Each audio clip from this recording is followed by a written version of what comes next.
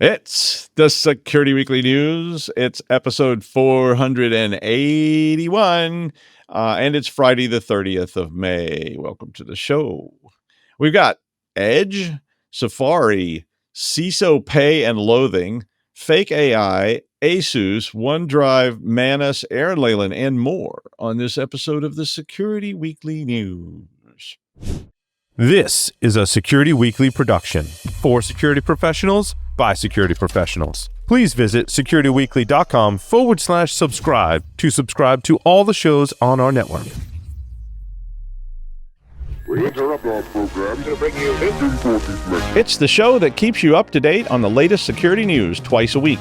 Your trusted source for accurate security information and expert analysis. It's time for the Security Weekly News. Imagine a world where every threat, ransomware, supply chain attacks, zero-day exploits, is stopped before it can even begin. ThreatLocker makes that world a reality with a zero-trust approach to cybersecurity. By giving you granular control on every executable that can happen in your environment, ThreatLocker protects your business around the clock. No more guessing, no more gaps, just rock-solid protection that keeps your operations running smoothly and your data secure. Discover how ThreatLocker's least privilege approach can safeguard your organization against known and unknown threats. Take the first step toward total peace of mind.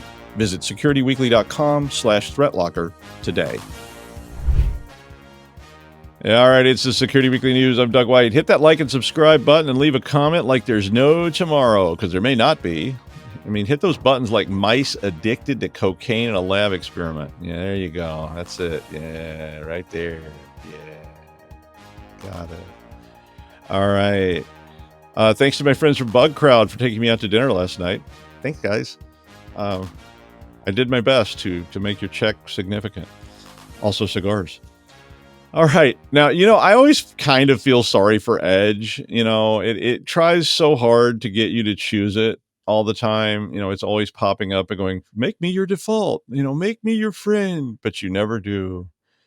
You're just like, no, thank you. I'm happy. But now, apparently, this was announced yesterday. I told Edge I was going out for cigarettes, and I never came back. But I keep expecting to see it show up on one of those trauma bowl TikToks, where they're like dumping candy in a bowl and probably making up tragedy. I don't know. I guess that's extremely cynical, but I'm like, some of the stuff I'm like, wow, really? And I figure some people are probably making up stuff, just to get attention. But, hi, my name is Edge and I brought candy corn. My users always let me down. Yeah. Well, anyway, Big Daddy Microsoft is going to start trying to force everyone closer to the edge. See what I did there? And is telling users that the Microsoft Authenticator app's password autofill feature is being deprecated in July. And I think it's going to be beyond deprecated in the 1st of August. But they're suggesting, of course, that users move to Edge.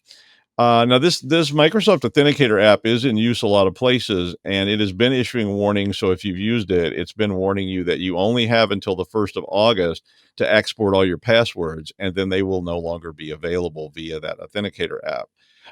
It also has a button on the bottom of the app that says turn on Edge, which is probably something you shouldn't look up on Urban Dictionary. But, in this, it's probably effort number 4,181 to get you to set Edge as your default. But Microsoft recommends that Edge be your new autofill provider. And if you're not totally sure what I'm talking about, this is where when you go to get a multi-factor authentication, you have to log into Microsoft Authenticator and put your credentials in there. And if you have set all kinds of generated passwords, complicated passwords, you don't remember what they are, maybe that autofill that works currently is no longer going to be there. So, if you have a lot of generated or passwords stored in Authenticator, you probably should export them and come up with a plan. If your organization is using this and that's part of your whole process, you may want to think about that. You can dump the passwords into a CSV file and then import them into some other program if you don't want to use Edge. How well that works, I don't know. So, obviously there's sort of a double agenda here. Speaking of browsers, Safari is the poison of choice on iPhones and Macs typically, and a new attack, which it was pretty interesting attack. It's called a browser in the middle technique, and it basically is allowing attackers to steal account credentials in this way. So what they do is they use the API, which is for full screen. So that full screen API basically pipes traffic from the actual app onto what I guess is a full screen app. Although for me, Safari is always a full screen app anyway, but maybe there's two different stages of that. But basically, the attack redirects any content on a web page to enter the full screen viewing mode. So that means they're seeing everything. And then while that goes on, they pop up a new window that basically is where you type your credentials in.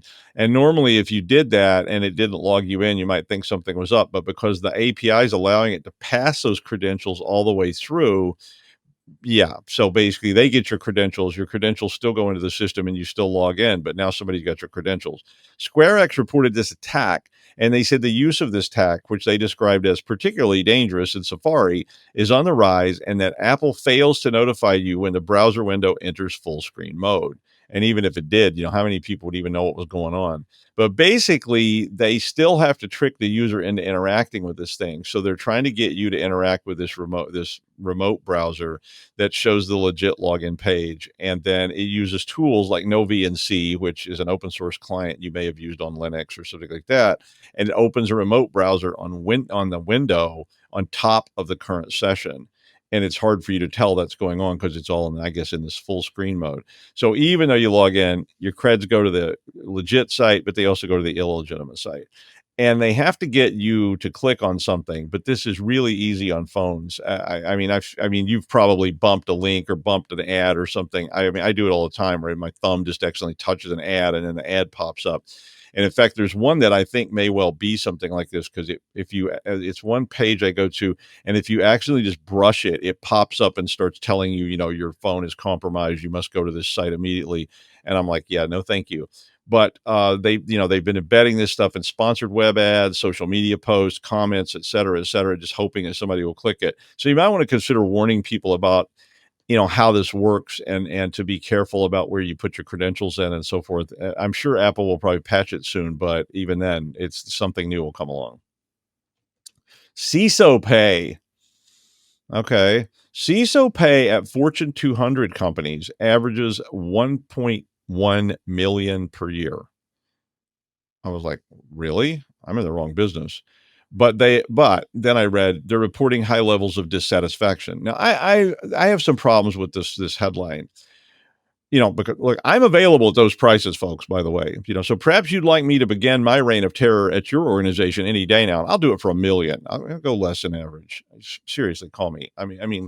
But the 2025 compensation and budget for CISOs in large enterprises is a survey of more than 400 CISOs at companies that have annual revenues of $1 billion or more. Now, the average salary was $700,000 for the overall report, but if you limited it to the 20 billion and up, it jumped to 1.1 million. And the top 10% of CISOs were making 1.4 million on average. So, okay, so maybe I should become a CISO at a large company. But despite all the compensation, they reported generally low job satisfaction. Although I don't know, this is a very squishy term to me, generally low, because basically they said that less than 60% of the CISOs reported being satisfied with their security budget. And I'm like, okay, well, wait, how is generally low satisfaction the same as like less than 60%? So you're saying 59% or 55%, and that's somehow generally low? I mean, I don't know what it should be. And maybe, there was other information that I don't have, like, maybe it had been 80% and now it's down to 50%. So, to be fair, but they said that companies in the 1 to 2 billion range had the lowest satisfaction at 51%. With their budgets, I guess. I mean, I don't know how many people are satisfied with their job. I don't know what my job satisfaction would be, but I'll be happy to bring my low morale over to you for the new low price of $950 even, but I get it. I mean, if you're responsible for security and your budget can't support security, it's not much fun. We've all been in that seat, right? I mean, it's like saying, okay, Barney, you and old Gil are going to protect the bank now. We can't afford to give you any bullets or guns or, well, anything at all. And the Holton gang's in town, so good luck. And Mr. Prinwitty, the bank president, said he will hang you if you fail. Probably not a big morale builder when you're going in and they say, we need you to protect us. And you go, okay, I need this stuff. And they go, oh, yeah, do more with less. Work smarter, not harder. and I'll be on my yacht. But, I mean, hey, I already have low morale, so you can read this if you're interested in CISO salaries, or you can call me. I'll do it for less down at Crazy Doug's CISO Supply House. At least 30 websites which imitate popular AI tools like Luma AI, Kling AI, and Canva Dreamlab have been operating since 2024, according to Mandiant. Now, the baddie in this campaign is called UNC 6032, and I guess they just don't have a cool name yet. But Mandiant said they believe the group is Vietnamese in origin, which that doesn't always necessarily mean anything either, right? It just means there's a lot, maybe Vietnamese language and stuff like that in there, or I don't know, maybe they have IPs or what have you.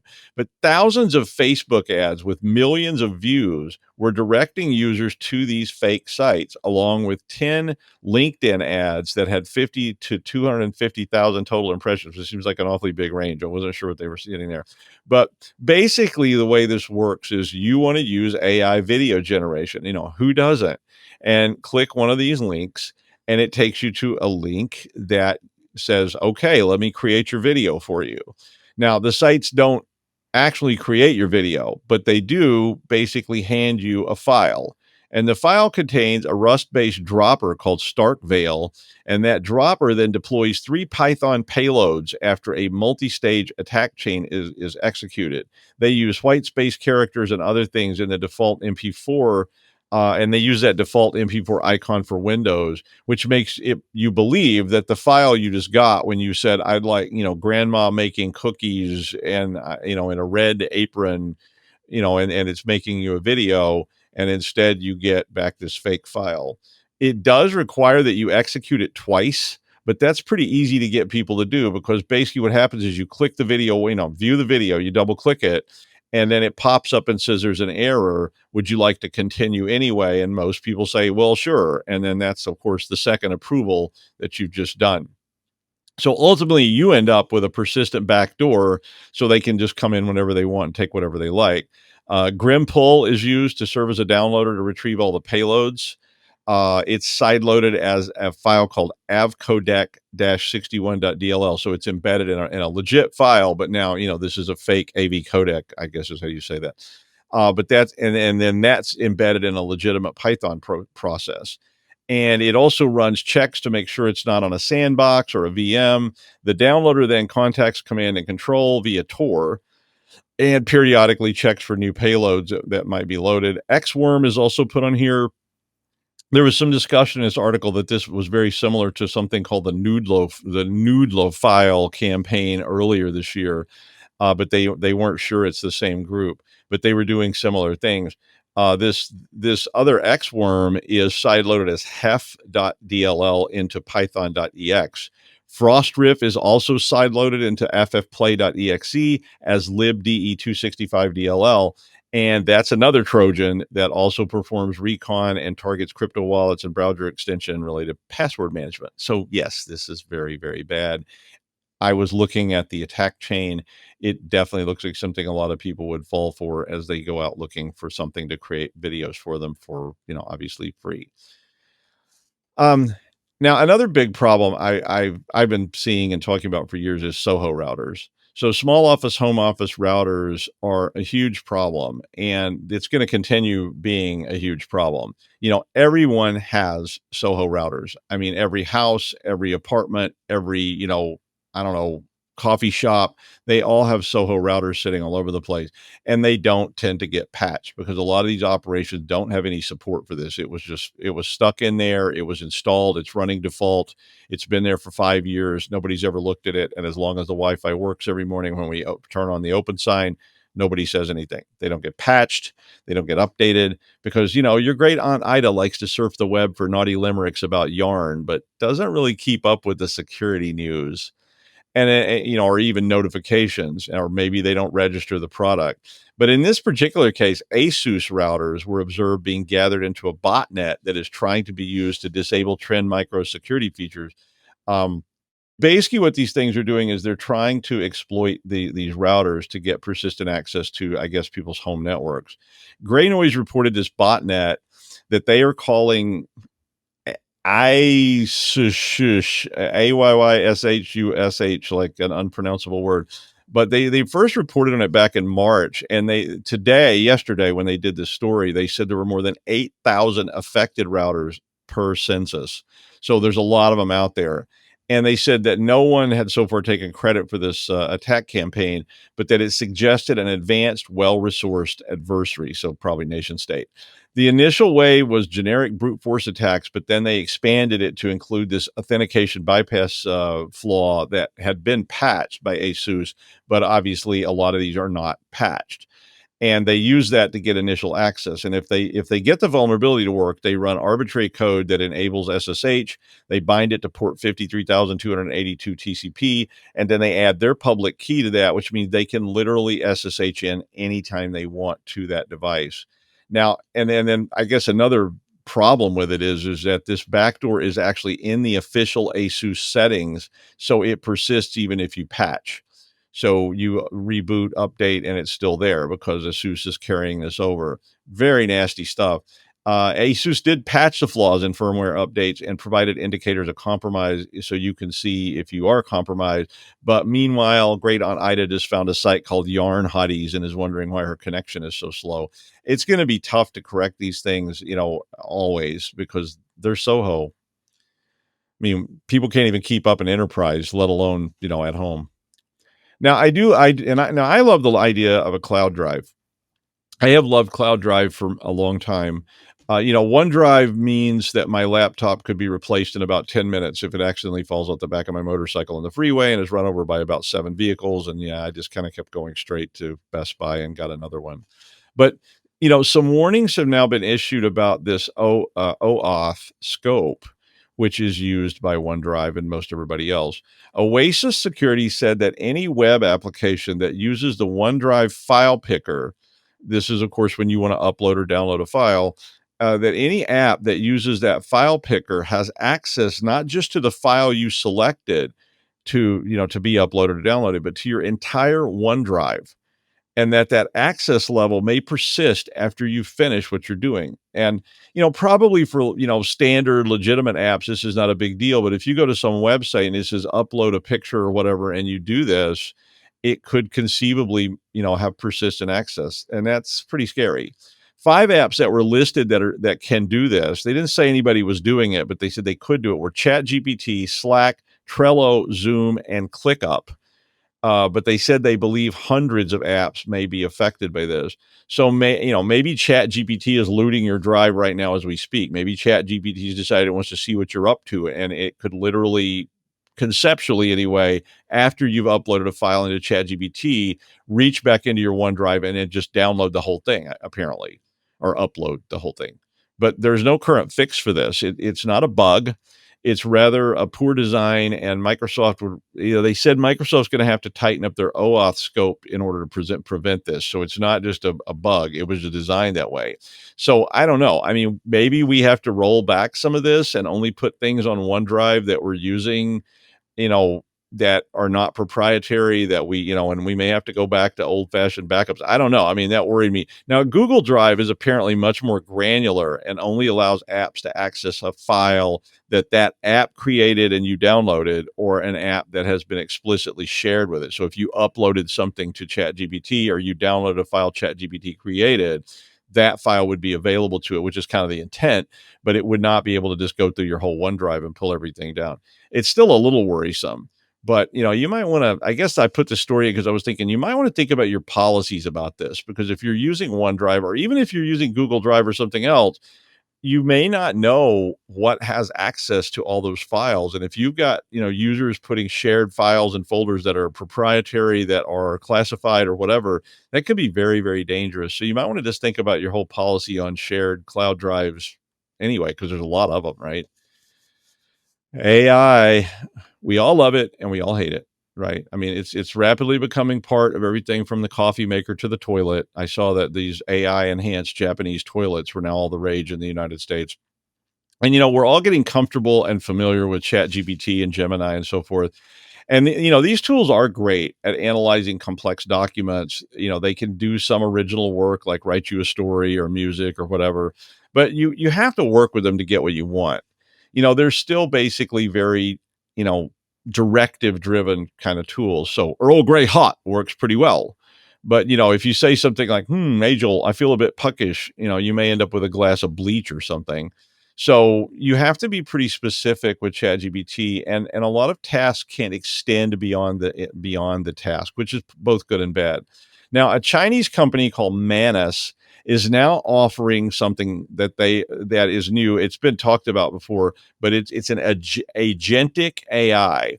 And an agentic AI uses agents to perform complex actions, which would need a lot less human involvement to achieve some end result. So you ask something, Manus says, their AI trained software agents will develop a plan. They can reach out to other systems. They can reach out to other AIs, and they basically work to give you what you want. Now, the article described it as buggy and crude, which sounds like how people describe me sometimes, but you can try it if you dare. They're allowing you to use it on their site for free. You might want to do it from a sandbox. But AI agents and these agentic type AIs can take on lots of things, and they may just extend themselves into this task space like a bucket of rabbit eels oozing into your brain.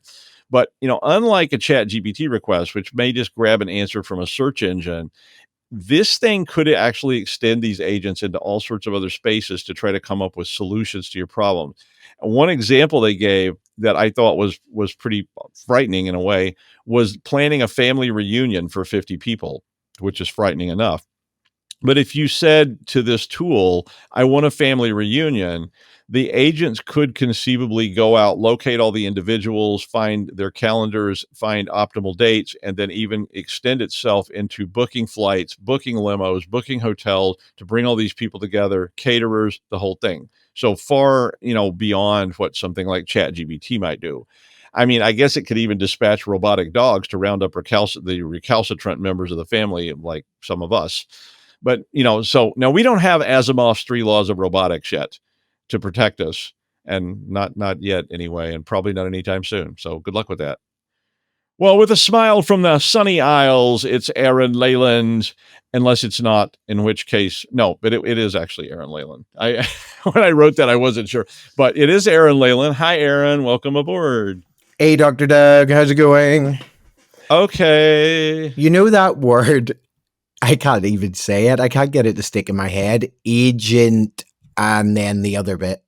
Agentic AI? Yeah, agentic. Agentic. Maybe you need to give me elocution lessons. So I'm probably not saying it right. We'll have to ask Paul how to say it correctly. I love that, actually, because I'm sure Paul was taking the piss out of you on a post the other day about this is how Doug would say it. I saw that. Yeah. He's like, I'm sure Doug would say this the wrong way. I was like, oh, okay. Now I'm famous for other reasons.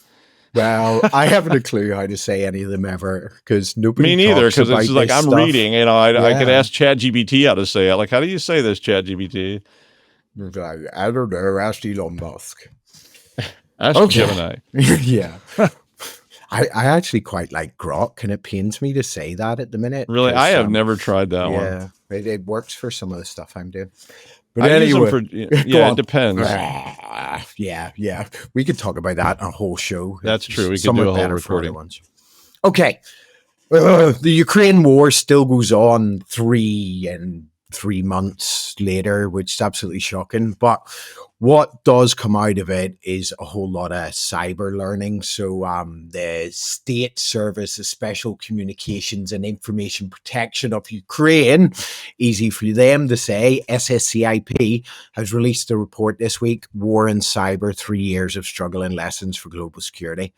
Okay, 21 pages of fun. Link in the article, which is in the show notes. Okay. So anybody that thinks that cyber war is theoretical, well, it's not, because for the last 3 years, Ukraine has lived it. And what's unfolding there isn't just regional tension, freaking genocide. It's a blueprint for future conflict in cyberspace. If you're still framing state-sponsored cyber activities as espionage plus, you're already behind. So as we know, since 2022, Russia has synchronized digital intrusions with kinetic strikes. Pretty scary, that, right? The coordination. Targeting energy grids, telecom backbones, and even psychological vulnerability through deep fake driven propaganda. So we're not in hybrid warfare anymore. We're in an integrated multi-domain operation, and cyber is right at the tip of that. So the most chilling shift is cyber attacks are no longer standalone operations. Right back in February 2022, as missiles hit Ukrainian cities, acid rain malware disabled satellite communication systems across Europe, like boom. And then Sandworm's campaign knocked 25 million users offline by compromising the telco infrastructure. So these aren't disruptions, they're literally rehearsals for digital blitzkrieg. So the attackers didn't just spray and pray, as they put it. They struck according to a dependency pyramid. This is quite interesting, actually. So energy first, then telecoms, then IT systems. That cascading logic tells you how to prioritize defenses and how to predict secondary fallout. Even when only 5% of the attacks hit the energy sector, the ripple effect was strategic disorientation. So this goes over the last 3 years, but from 2023 onward, the strategy evolved. And this is a phrase pulled out: less detonation, more occupation. So Russian groups, especially Gamma Radun and Turla, pivoted to persistence. They returned, and this is important, they returned to previously breached networks. Happens all the time. Deploying bespoke malware and exfiltrating intelligence silently. So as it moved on, by 2024, attacks on critical infrastructure dropped, but intrusions into local authorities and supply chains skyrocketed, and we can see that everywhere. Total classic CNE. You get in, you stay quiet, you extract value, you hook in there for a really long time. So one under discussed vector, coordinated cognitive warfare. So Russian operators deployed deep fakes of Ukrainian leadership, doctored media, and weaponized messaging apps. So the objective wasn't persuasion, it was destabilization. So Telegram became both a delivery platform and a psychological weapon. In one example, attackers published fake surrender orders timed with the missiles. And it totally wasn't a coincidence. It was like, if you're no military stuff, but it was like digital suppression fire, like them machine guns going down. So here's the part most are underestimating. These operations weren't just disruptive, they were calibrated. Malware was used not to cripple, but to probe. Disinformation wasn't blanket, but geo-targeted and linguistically tailored. Even phishing emails changed the tone depending on the recipient's region and role. So why didn't Ukraine's infrastructure collapse? This is interesting, and we should all take note. It turned every attack into a lesson, migrated to EU-hosted cloud data centers so we can get hacked. Recruitment of civilian cyber talent, unifies response structures across CERT UA and private MSSPs, international partnerships. In short, resilience wasn't a strategy, it was survival. Anyway, crucially, Ukraine moved, and this is important, from reactive defense to preemptive disruption. Hunt forward operations, I love that. Real-time sharing of IOCs, love that. And aggressive attribution helped neutralize threats before they scaled. Their model of digital resilience, anchored in distributed trust, not central authority, might be the most important that us and NATO can adopt. So my final thoughts on this. Are we ready to scale this? Most nations' cyber readiness is built for peacetime pressure. Ridiculous, isn't it? But the lessons from the Ukraine show show us what wartime cybersecurity demands: offensive aware defense, civil military fusion, because they're the smart people, right? People in the military don't get paid very much. They just sit there for ages taking up seats. Boring. Anyway, and political will to act in milliseconds, not months. Simple takeaway: if you're planning for cyber events, you're already 2 phases behind. Plan for campaigns, plan for interaction with real world escalation, and most of all, plan for when cyber is not the precursor, but the main event. Back to my cyber warrior on the island, Dr. Doug. Woo! Yay. Thank you, Aaron. Yes, I think warfare is changing rapidly into something new and different and even scarier than before. But It's a taste of Armageddon coming soon, if you remember our common Star Trek reference to that old episode. All right. Thanks, Aaron. Along with AI, Google just launched VO3, which is their newest video generation model, which can create 8-second clips. So this is what it does so far. It makes 8-second clips with synchronized sound effects and audio dialogue. It was actually pretty. They had a ton of examples in this article that were pretty amazing.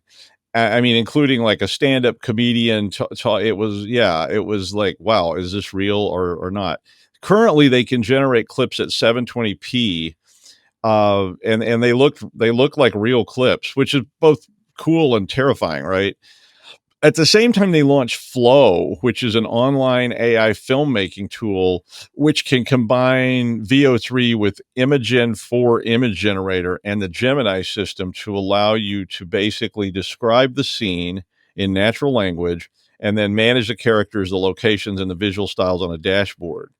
So, basically you're almost at the point where you can make your own commercials, you could make your own content, you could just do whatever. Now, you do currently have to pay for AI Ultra at Google, which is $250 a month. That includes 12,500 credits. And with those credits, VEO3 videos cost 150 credits per generation. They went through some elaborate gyration and came out with it's like $1.50 per video. So I guess if you're making a lot of videos like this, it would be pretty cheap. But for me, that sounds a little pricey. But the videos are really, really cool. For instance, one of the ones I thought was fun was called A Middle-Aged Balding Man Rapping Indie Core about Atari, IBM, TRS-80, Commodore, VIC-20, Atari 800, NES, VCS, Tandy 100, I think it was Tandy 1000, Coleco, and Timex, Sinclair, and Texas Instruments. I was like, okay, is this real? It looks real. Was I just described as an aging, possibly soon to be unemployed professor reading security news and also appearing to work? I mean, that could be interesting. I was really wanting to play with it, but I don't want to pay that much. But the video is really cool, and I think they're going to represent a whole new world of fakes. So this is going to make it easier for people to create all kinds of fake information, fake news reports, fake all sorts of stuff. But it also makes for fun creativity. I mean, when we saw music move into I know a lot of old musicians are always complaining about things like GarageBand and stuff, but I'm like, it enabled a whole generation of people who could make music that couldn't have afforded all this equipment in the past. And if I could afford this, maybe I would make some cool videos. The first one I was going to type was, how about a possessed squirrel sings about the joys of worshiping Cthulhu and unicorns? That would be a cool video. Like, lots of hits. It would. Really. Well, that's the news. Thank you, Aaron. And we'll see you next time on the Security Weekly News.